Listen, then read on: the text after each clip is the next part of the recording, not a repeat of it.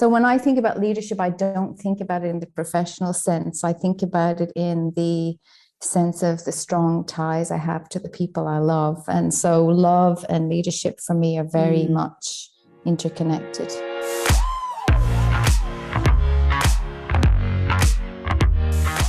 Self-leadership can be lonely.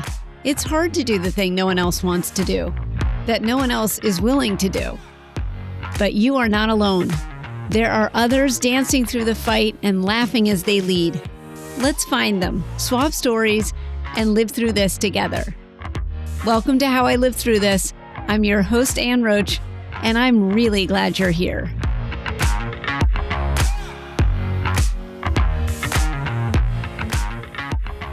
I am beyond delighted to welcome Bernadette Jiwa to the show today. When I was prepping for the show, I asked Bernadette to give me a bio. How did she want me to introduce her? And she gave me this line. Bernadette is a writer and storytelling teacher. And I'm laughing at that, Bernadette, because only someone with an extensive, accomplished bio does not need a long bio. So my response to writer and storytelling teacher is yes, and Bernadette has a very long, very accomplished, ridiculously impressive bio, which you can find at thestoryoftelling.com. She is all these things, and she is one of my favorite people, and she changed my life. And this is the professional reason I asked you on the show, you embody the kind of leadership I strive to achieve that I only recently understood was possible. And I don't mean your followers or your accomplishments, although those are amazing and would be nice, but in your conviction, in the way you show up. And it makes me curious, have you always been a leader? Hello, Anne. Dear friend. It's lovely to have, not that I ever need an excuse to speak to you, but it's lovely to have an excuse to speak to you.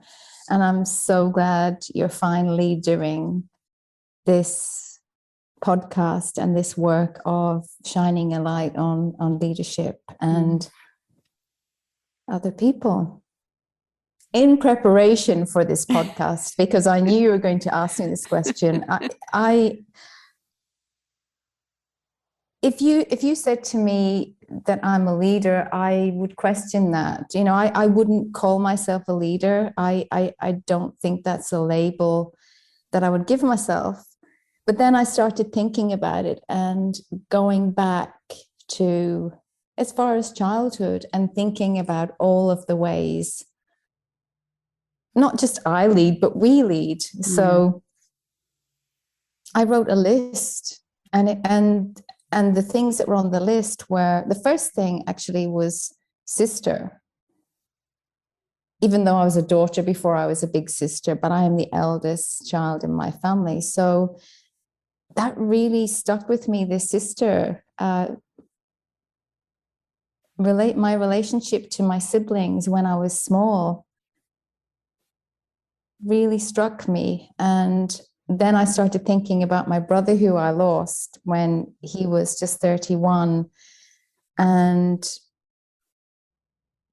thinking about all the times in our childhood that we had together and how lucky I was to be able to be a big sister. So whether that's a question of leadership, I don't know, but it felt like it was to me at the time.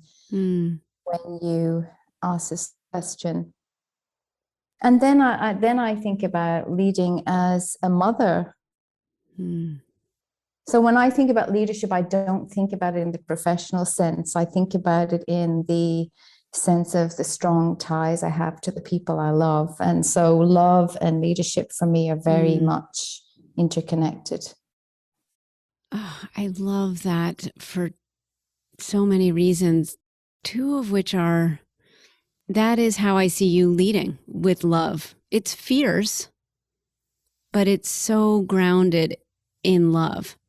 And that is that kind of leadership. I love that you said sister and mother, And it's funny because when I was thinking about all of the things on your professional bio, I actually had wife, mother, and sister, daughter, I think I put on there as well.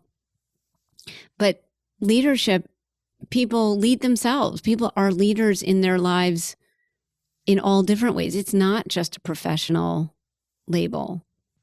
And I think we forget that. I was raised by very working class parents, and there were things that they couldn't do very quickly. There were things actually that I could do that they couldn't do because they didn't have a comprehensive education. They had to leave school at the age of 13 and 14. And even back then, they didn't get a great, they didn't get the equivalent education to what a 14-year-old would have now. So a lot of the time they struggled to interpret things in the world, like official documents. They didn't have confidence. And my mom would always say to me, oh, you write the Christmas cards because you didn't have the confidence to write. So in some ways, as a daughter, those roles were reversed because of the circumstances my parents found themselves in, because I learned to read very quickly and write very quickly and loved school and loved the library. And my parents didn't have access to that stuff. So I wouldn't have called myself a leader of my parents back then because, of course, they were the adults. But I guess I was developing those skills at the time. Yeah. Would you have been able to envision? Oh, how could you? How could you have envisioned what was coming? Not at all. I think that's the thing. We had a conversation last week, and I said something that went something like this: you don't need to know where it ends to begin. And I think if we try to envision the ending, we never think big enough. We never know where anything we do is going to end. And it's just great to start anything from a place of curiosity, not knowing, just enjoying the doing and the next step on the journey, and not being attached to an outcome or knowing where it might end. And I think that served me well. I did have a label that was attached to me was bossy. Yeah. and still true. I like to take responsibility, and I like to I like to be intentional, and I like to plan, but plan without being attached to the outcome. I like to be organized, and I think that stems from my childhood too. When you have to do that when you're little, you just have those habits. And this sounds crazy, but I guess until I've had the chance to really think about what kind of things we were going to discuss, I didn't think about defining leadership. I suppose I just live it. It's like defining motherhood or sisterhood.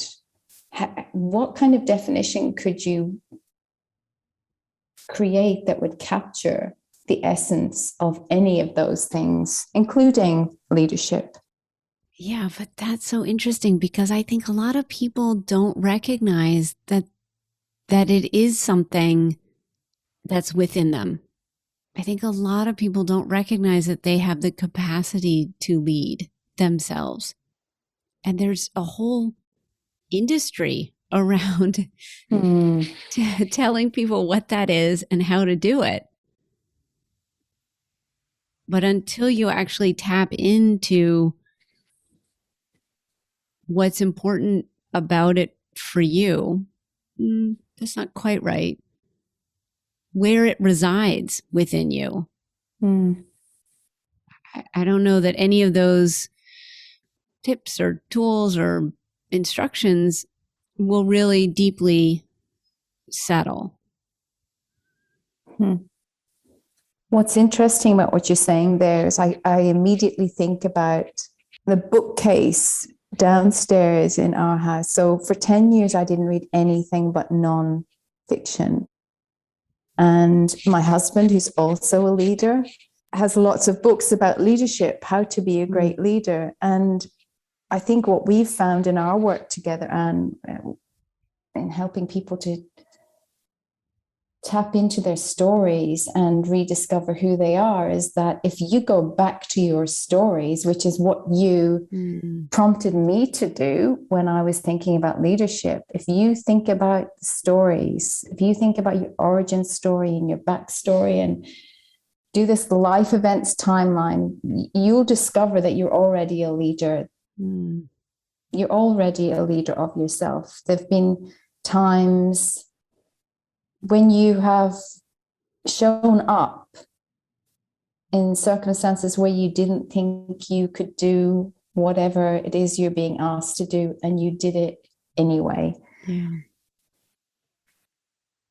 It goes back to that thing we were talking about last week, that phrase, you don't need to know where it ends to begin. Maybe maybe the training is all about helping you to see what the end is so you can begin. But often leadership is about not knowing where the end is and beginning anyway. Yeah. Oh, that's good. I like that. And I feel like that's been the story of my life. You know, I came from a very working class background where my parents, who didn't have a great education, they came from very big Irish Catholic families. They had to leave school at 13 and 14 to go to work to help support their families. They didn't have a choice about what kinds of jobs they were going to do. They couldn't read and write very well. And a lot of the time, very quickly, as I went through my schooling, I overtook them educationally, even as a young child. And therefore, I ended up having to do things like reviewing official documents or writing the Christmas cards because they didn't have the confidence that they were good enough, in inverted commas. So, you know, when I think about those stories when I go back to my backstory, I see that leadership was part of that journey, but I didn't know when I was doing that in the moment that that's what it was. Right. And those times, those events in my backstory, and I'm sure in everyone's backstory, helps them to become the kind of leader they are in their lives right now, even though they probably don't see it. When were you aware that that was leading? I don't think I would have labeled that as leading. You said to me before that you got the label bossy. Yeah, that and I think that's interesting because a man doesn't get that label. Sure. A boy doesn't get that label. So, yeah, I liked to take charge of things because I would know they would be done, even as a child. Because there were some things my parents couldn't do. Yeah. And I'm going to sound really old now, but back in the day, I was thinking about, so my little sister and I, there are 5 years between us.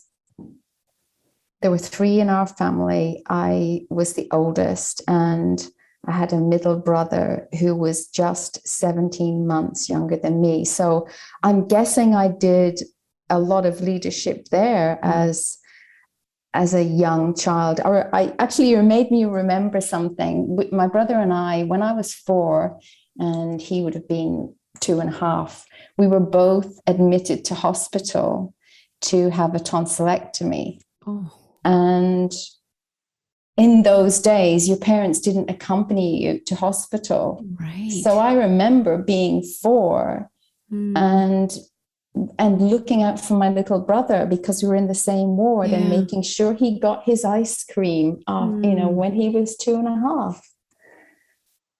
So how can you be aware at 4 that that's what you're doing? You're looking out for the people that you love and the person that you love, and that's leading. You're not aware of that. So when I say that that's the only place I know how to lead from is from love, I think it's just something that's innate. And I don't mean just innate in me. I think innate in all of us if we allow it to be. As I'm talking with people about leadership, I wonder if it is unique to you, because I'm hearing also that there is leading from play, leading from necessity. Your stories sound very much like leading from love. Well, some of it was leading from necessity. Maybe there are different times in your life where you lead from different places, but I think there's something that underpins all of that. For me, it is love. It is wanting to make sure. And that's the thing, this making sure. And that's the thing I personally need to be careful of, the making sure as a mother that everything is okay for the people that I love, and that they don't get hurt and nothing bad ever happens to them, because that's a dangerous kind of leadership. That's a controlling and that's a negative thing, because you can't, well, as a mother, my sons need to be on their own journey and need to go through the ups and downs of life. As painful as it is, as you know, as a mother, to watch your children struggle with anything, it's their journey. So there's also that, as a leader, that space where we need to give other people who we are leading and loving the space to be on their journey. Yeah. As you're talking, it's making me kind of realize that word love can show up in different ways. Maybe the stories of necessity can be a love of oneself. I love myself enough to want to survive, and so I need to lead myself through this. Or leading from play, that sense of, I was talking to somebody else about her sense of play, but I heard in that a love of her parents. So that's really interesting. When were you aware, or were you always aware, that taking responsibility and showing up in that way was productive or had impact? I think in lots of ways. I mean, we could talk about reading as an example, getting a library card and knowing that I could open up a different or another world was available to me if I went and got the books and spent the time reading, which I loved as a small child. And then opening up those other worlds which were not accessible to my parents, who would never have read a story about Laura Ingalls Wilder in the big woods, and TV would have dominated our lives, so there's storytelling there, and there was always stories around the table, but they were about the world that you knew. So I think thinking about the world that you didn't know, I understood that from a young age, that there was a big world that I didn't know beyond the street where I lived, beyond the suburb where I grew up, beyond the school that I went to, beyond the city, the only city that I ever knew. My parents, well, my mother was born in the house. She's 80 this year. And she was born in she can see, should I say, the house that she was born in from the house where she now lives. And she's been living in that house for 40 years. And when we moved into that house when I was about 10, she'd been living in it more than 40 years. And we carried the furniture across the road. So that was our world. It was a really small world. And so I guess I knew that reading at that point was one of the ways I could lead myself to other places. So curiosity was one of the ways I could lead myself to other places. Yeah, that word keeps coming up. That word keeps coming up. And it makes me think about when you said beginning without knowing what the ending is. When curiosity is your companion, the ending isn't the point necessarily. Yeah. And also faith in yourself and faith that things will turn out as they should or as they're going to, because we don't have control of that either. But whatever the outcome, you'll be okay. Did you believe that? Was that something you were aware of? I think as a very young child, when my parents were poor, and I could see that there were times when they struggled for money and things like that, I felt like when somebody else was in charge of the outcome, when it was all in their hands, and I was a child and didn't have any control of that outcome, I felt a lot more insecure than I did when I got a bit older and could take my own steps to whatever the outcome was or would be. Yeah. That's so interesting, because that to me is leadership. Knowing that whatever the outcome is, you're going to be able to deal with it. So there is so much of leadership, whether it's self-leadership or leading other people, that is hard and filled with hard shit that you don't get any credit for, or that nobody notices, or that you don't want them to notice. I think about, there's a lot of in motherhood, there's a lot of that, a lot of stuff you don't want your kids to necessarily know, and that they shouldn't need to know because you don't want to scare them. But where do you find that? How do you balance that really hard stuff of leadership, that this means I'm going to have to step up? Yes, I'm a child, or I'm a grown person, and I see this thing is happening and it's really hard, but I know that I am capable of getting through this. Where is the dance in that? Where is the energy for that? I think it's the power in the agency, the power in knowing that you have agency. Again, no matter where you land. There is a confidence in that. There is a belief in yourself in that. And maybe everyone's capable of it. Yeah, maybe. You know, if I was to get a tattoo and it would read, "Your heart always knows." So if my heart is telling me something, I really listen. I really listen. It's no different when I met my husband, the same kind of feeling. You seem to have tapped into that really young. I mean, not everybody hears it.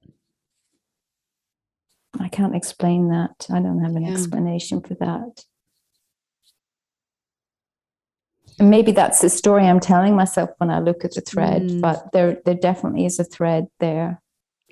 Well, I believe it, because that's what I see in your leadership, is like that. When you say the word love, and I hear that, but what my experience is with you is that there is a fierceness there as well, a protection of it, a projection of it, a strength in it. And so we talk about, I don't know, it's interesting because it's a strong word when I hear it, when I see it in your leadership. Love is a strong word when I see it in your leadership. It's a grounding word, and it's also an invitation for outcomes you can't imagine. Yeah.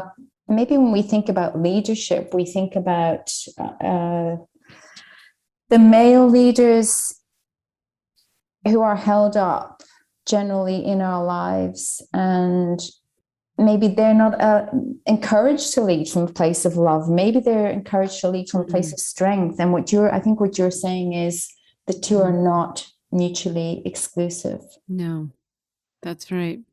That's right. There's a power. There's a power in love. Another word for that is vulnerability. We talk a lot about in the Story Skills Workshop about the vulnerability in telling your story, but there is such strength in vulnerability. Maybe we should talk about stories, not Story Skills Workshop, but how we met and how we got to know each other. Well, that's one of the that's one of the reasons I say you changed my life. When I first met you in the Story Skills Workshop, which is a workshop that you created, all about telling your story, crafting your story, and telling your story. I was thinking a lot about this as I was preparing to talk to you, because it was such an unexpected journey. I mean, well, this is making me think about endings and beginnings. And I was trying to tell this enormous story in the Story Skills Workshop. And you kept saying to me, what's the 5 minutes before that moment and the 5 minutes after that moment, that small moment of shift, and tell me who you were the 5 minutes before and 5 minutes after. And what I learned in the Story Skills Workshop as a student and then as a coach, where I was so honored when you asked me to join as a coach, was the power of story, but not just for me.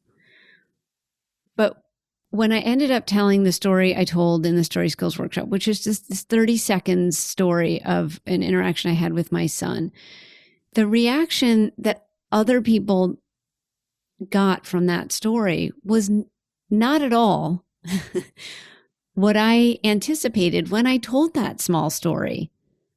In fact, to be totally honest, I wasn't even sure when I did the telling of that story that it was a story that would work in the Story Skills Workshop, that it would a story that fit in the structure. I was just desperately trying to tell my bigger story, and I couldn't do it. And so I told the smaller one. And what has just amazed me in the however many sessions I've been in the Story Skills Workshop as a coach, because you were so generous to use the video of me telling that story in the workshop, is that the lessons people take from that story are never ones that I anticipated, even me getting out of that story. They take something from that story that they need to hear, that then helps them lead themselves as a parent or whatever it is. You talk about agency, but I think that's a huge block for some people. If I do this, I'm going to have to